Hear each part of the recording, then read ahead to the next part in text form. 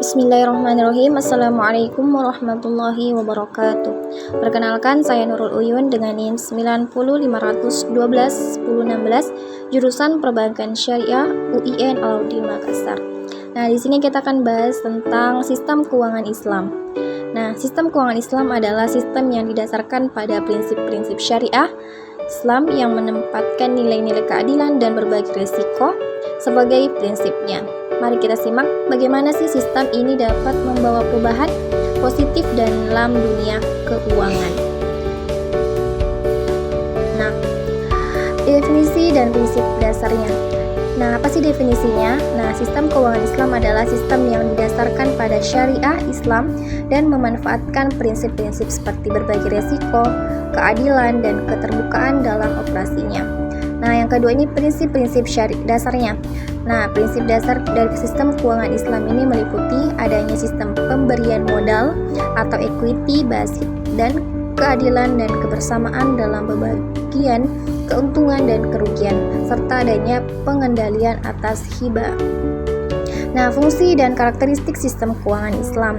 Nah, fungsinya memperkuat keadilan dan kesetaraan dalam masyarakat melalui penerapan prinsip berbagi resiko dalam kepemilikan dan penggunaan uang. Nah, yang karakteristiknya, beberapa karakteristik penting dalam sistem keuangan Islam meliputi prinsip keadilan, adanya mekanisme berbagi resiko, kepemilikan bersama, pengelolaan dana yang transparan, dan penyelesaian konflik.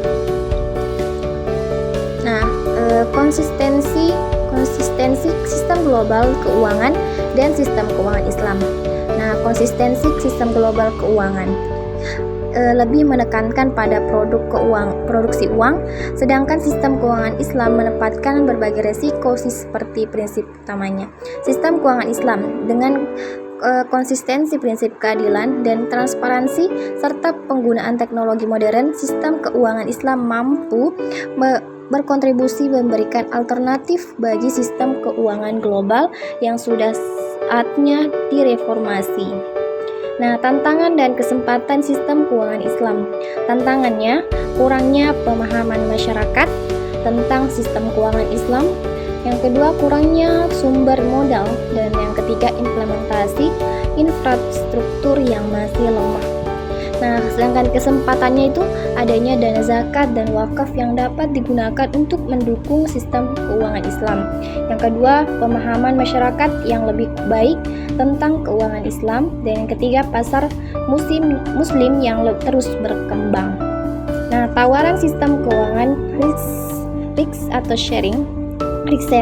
Nah, yang pertama itu solusi berbagi resiko. Dalam sistem keuangan Islam, investasi dilakukan dengan cara mengelola resiko bersama sehingga keuntungan dan kerugian dibagi rata.